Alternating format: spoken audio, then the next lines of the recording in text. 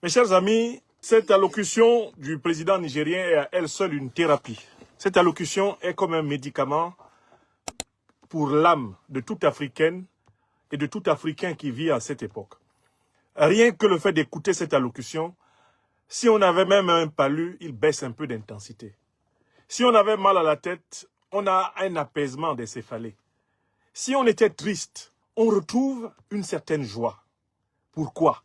Parce que voilà un dirigeant qui parle à son peuple de manière claire, de manière transparente, de manière exemplaire et de manière précise. Le propos du président Abdourahmane Tiani est frappé au coin de l'évidence. C'est un propos clair et distinct. Pas de langue de bois, pas de circonlocution, pas de tournure, un langage de vérité. Voilà ce que l'Afrique attend de ses dirigeants, voilà ce que les peuples attendent de ceux qui disent les servir. Dans ce propos, le président Tiani a procédé à une récapitulation, fidèle à sa méthode, formulée dans sa devise « Le rappel sauve l'âme ».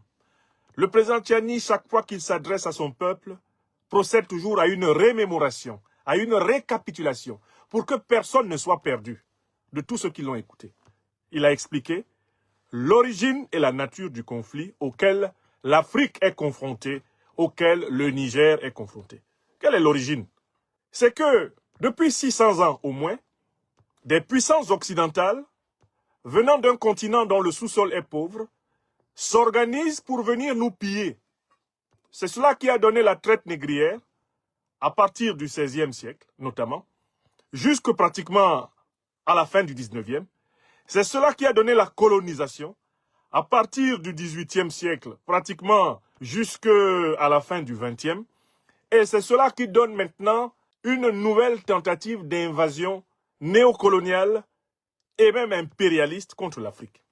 C'est que l'Occident étant naturellement pauvre et étant politiquement dirigé par des hommes qui sont incapables de tenir un langage de vérité à leur peuple et de tisser des relations internationales frappées au coin de la vérité, de la justice et de la solidarité humaine vraie, l'Occident, depuis plus de 600 ans notamment, et on peut remonter à des périodes d'ailleurs antérieures, tout comme le Moyen-Orient, ont choisi de tisser avec l'Afrique une relation marquée par la duplicité, la félonie, ce que le président Tiani a appelé l'art d'être sournois.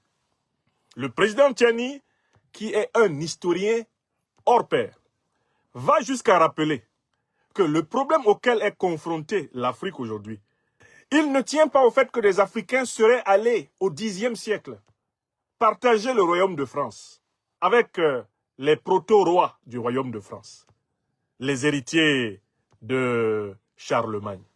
Non, ce n'est pas que les Africains aient voulu posséder Paris, Bordeaux, San Francisco, Liverpool, Berlin, Londres.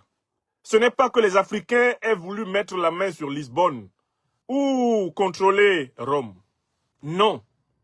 L'Afrique est victime de la cupidité de puissances occidentales qui, pour la traite négrière, pour la colonisation, pour la néocolonisation, traversent la mer Méditerranée, traversent l'océan Atlantique pour venir assaillir les Africains chez eux, brûler leurs temples, tuer leurs chefs, déporter leurs jeunes gens, violer leurs femmes, détruire leur civilisation.